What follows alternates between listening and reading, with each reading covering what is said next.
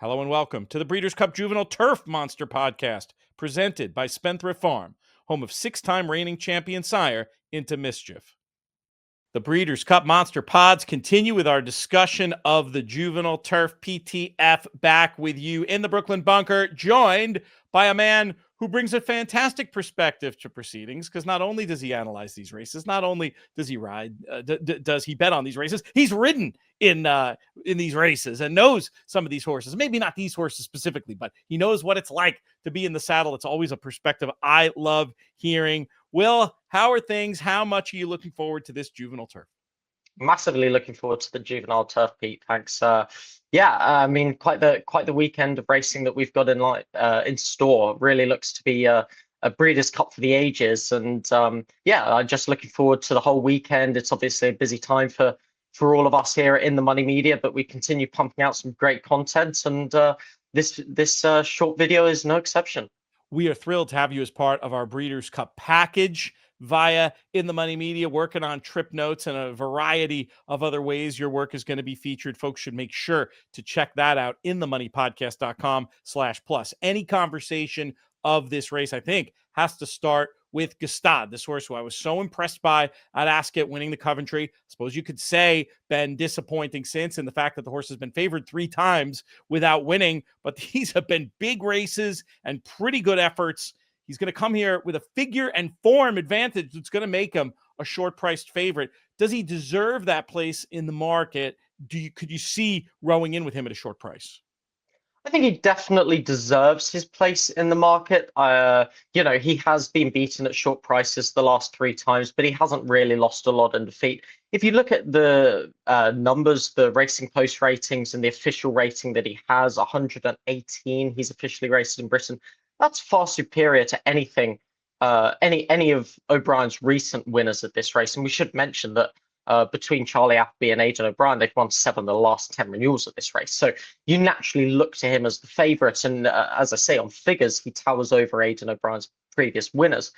Definitely a live contender, but as you say, been beaten at short prices the last 3 times.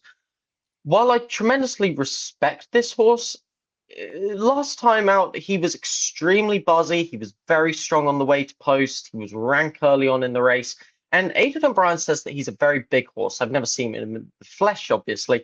But I just wonder whether he's going to be suited by the tight turns. And if he's a very buzzy horse, you start to wonder whether he's going to handle the ship over and the travel and the environment and the build-up. And I don't know, at 5-4, he is currently in overseas markets. And that's a little skinny for me. I've got some question marks about it.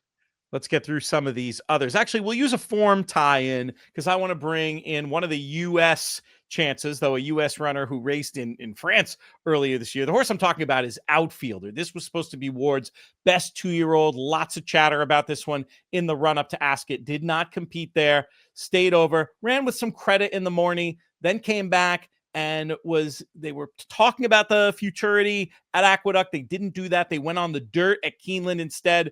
Won well enough there. And the post-race chatter, and this is sort of backed up by what we've seen in the pre-entries, the post-race chatter was that Ward was interested in how this horse was going to stretch out in distance. Made me think a little bit, going way back to his charge, Hootenanny, who stretched out for the first time in the Breeders' Cup Juvenile Turf and was able to be seen to very good effect there. He's a really interesting runner. I think they will go here, is cross-centered in the sprint, but I was curious to get your thoughts on the chances of Outfielder. Yeah, I mean, if you take the Deauville form line literally, he's got some work to do. He finished 2 lengths behind Gstaad in that race, and he led for a long way in that race and just tired late over 6 furlongs. And you just wonder, they're going to go a strong pace in this Breeders' Cup race. He's never stretched out this far on the turf before. And the other question mark I have about this horse is that following his recent run on the dirt, Wesley Ward was quoted as saying that he ran this horse on the dirt because he's always believed that he's better on the dirt. And so I'm sort of getting mixed feelings about the fact that they're now shipping back to the turf.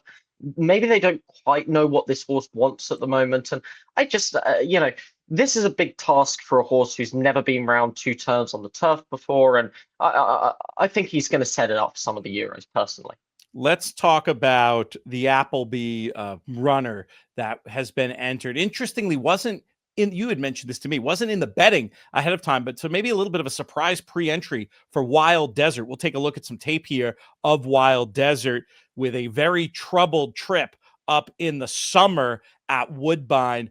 I couldn't decide about this horse. I couldn't decide if he maybe got the wrong kind of ride at Woodbine, and that led to the trickiness of the trip, or if he's just a horse who's not suited to American racing. The fact that he's entered back at Del Mar, another tight two-turn oval, certainly suggests that Appleby and team, who know way more than me, think he's going to be just fine with this type of configuration, and maybe it was the wrong kind of ride that day. Where do you stand with Wild Desert?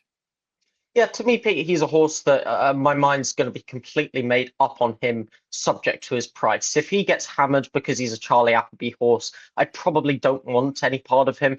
But if he's going to be, sort of in the 5-1 range, I can definitely see, using him in some way, shape, or form, because he's clearly very talented, getting better with every start. And as you say, terrible trip last time. He broke from the 9-hole. He was carried 6 wide on the first turn, and he was wider again on the second turn. The ground he made up in the lane to just be beaten in that race was very impressive. The 81 buyer, that fits in nicely with what you would expect of a live contender for the juvenile turf. And the experience around a tight Woodbine track, that's got to, be to his advantage.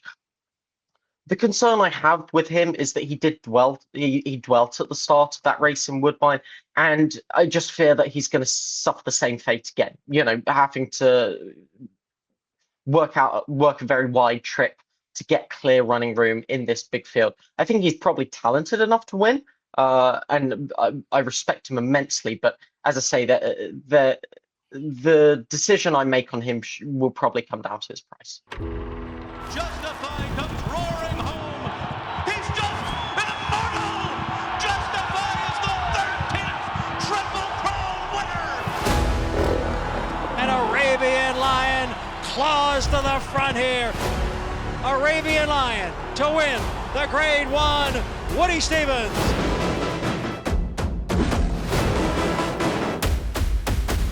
One minute, 21 and 3/5 seconds. And we'll also have the advantage of being able to get eyes on him week of. One of the things we'll be doing in the content that we provide out there from Del Mar. Make sure you subscribe to the In the Money Media YouTube channel so you don't miss any of that. Also, the In the Money Players podcast, a great place to subscribe. And we have a free newsletter. There might be some written content as well. inthemoneypodcast.com/email. Next on my list of horses to ask you about is Humidity. This is the horse that won the Chesham at Ascot and then ran pretty well at group level the last 2 tries. Thought the horse had a pretty good trip in the Royal Lodge. I was wondering, you disabused me of this off air a little bit, but I was thinking the way the horse drifted left-handed late on might mean left-handed bends will be a good thing. Hard for me to rate this one over Gstaad, but it all comes down to price, as you've said, and this one's going to be a big multiple of that one's price, and they don't all take to American racing. Looked like a contender to me. What do you think about Humidity? I think he's an extremely interesting Euro contender in here. As you say, winner at Royal Ascot earlier this year, and I thought that was a tremendous effort he put up in the Royal Lodge last time. The winner of that race, Bo Echo, is going to be a leading fancy for next year's 2000 Guineas. Looks very, very talented, and he gave him everything he could handle that day. And I actually thought it was an upgradable effort in defeat because he took the early lead and set a really scorching pace early on. And for him to hold on for second late, I thought was incredibly impressive. And I think that this horse shows a lot of credentials that should stand him in good stead at Del Mar. He loves firm turf. He's got excellent gate speed. He's a really strong traveler. He's got a nice turn of foot.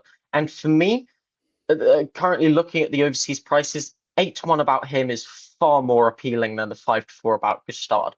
Another leading domestic contender is Bottas for Miguel Clement. Be very emotional and awesome to see him in the winner's circle out there at Del Mar with all the family's been through this year.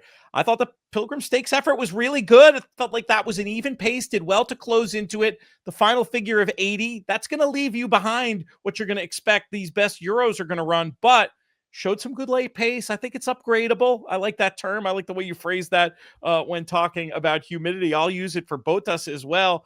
This is a horse at the current prices, you're seeing what, 8-10 to 1. That would want to make me consider getting this one in the mix.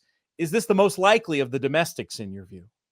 I think he is, Pete. That was only a second start in the Pilgrim last time, and we shouldn't forget the fact that here's Johnny laid all over him in the stretch. I mean, he had a really troubled stretch run that day. I thought for a second out 2-year-old, he showed incredible guts and determination to fend off that rival and continue running hard to the wire.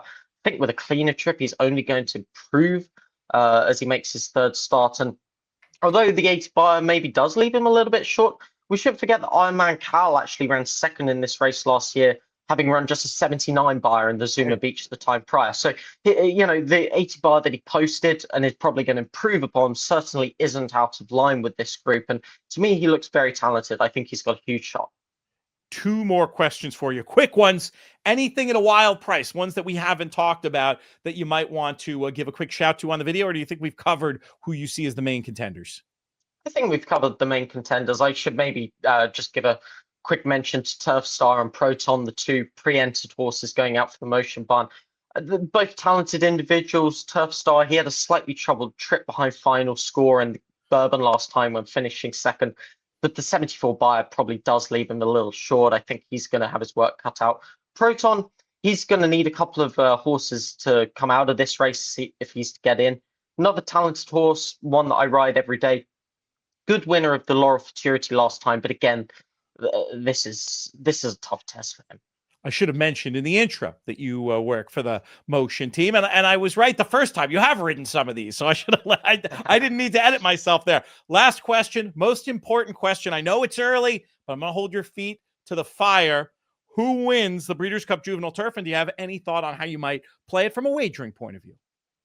Look, at the moment, I think the 8-1 about Humidity is extremely tempting. I think that he's a very talented individual, and as I previously mentioned, shows a lot of qualities that should see him to really good effect around Del Mar. Probably not going to take nearly as much money as either the O'Brien or the Appleby horses. And for me, at this point in time, he would be the horse I'd be keying in on in this race. From a wagering standpoint, now that really is holding my feet to the fire, Pete. I'm not quite sure how I'm going to play this race yet without looking at prices and draws and what have you. But Bottas is certainly going to be of high interest to me, and I do think that Wild Desert, if he can work out a trick, is going to be certainly very interesting in here too.